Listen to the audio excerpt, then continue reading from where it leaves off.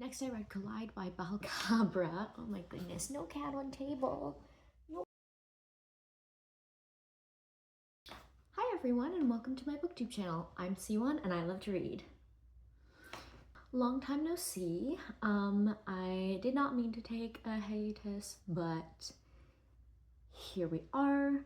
I was traveling a little bit in the summer. I was in the hospital for a while, and then I came back and I just, September started up and it went by really fast.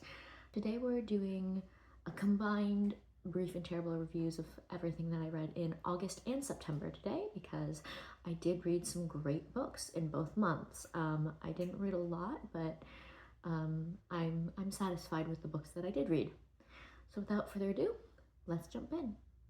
First, I read Waking Olivia by Eliza O'Rourke. This was a sports college romance, enemies to lovers, and I rated it 4 stars.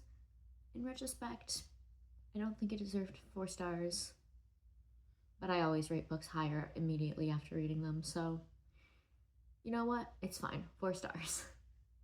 Next, I read The Gentleman's Guide to Vice and Virtue by Mackenzie Lee. I read this on audiobook, although it is on Kindle Unlimited, so if you have KU, go pick that up. It was super fun, and it's queer representation, which we love here, so 5 stars. Next, I read Collide by Balcabra. This was another college sports romance, and I can't tell you anything about it. I don't remember the names of the characters. I don't know anything that happened.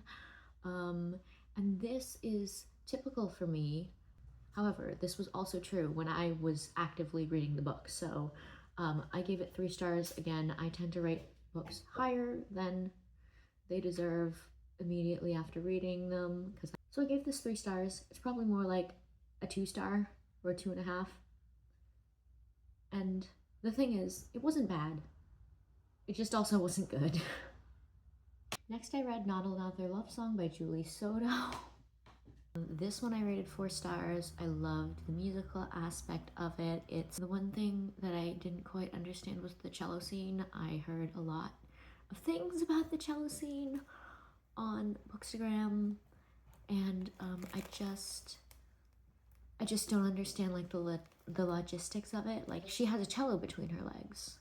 How is anything else happening down there? But aside from that, I thought the book was great. 4 stars.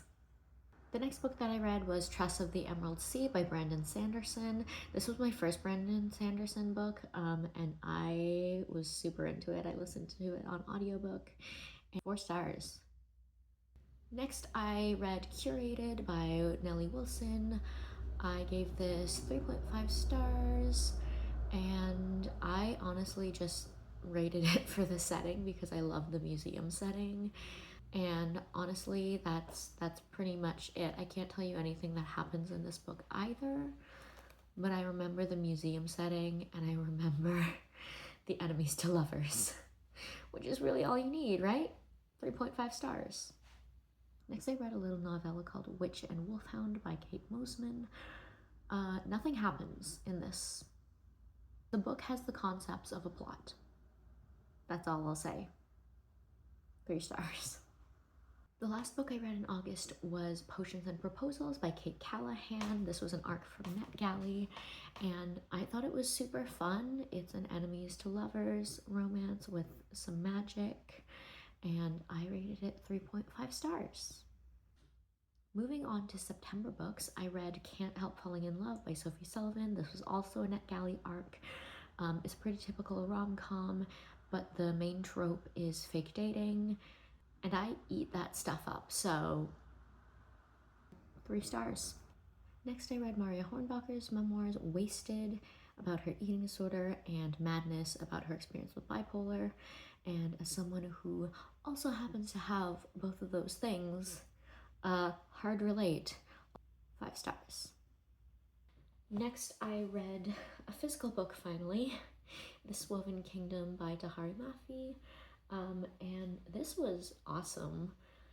I immediately started the second one, so 5 stars. Lastly, I read Burnout by Rebecca Genshak. This is a sports college romance again, and it's available on Kindle Unlimited.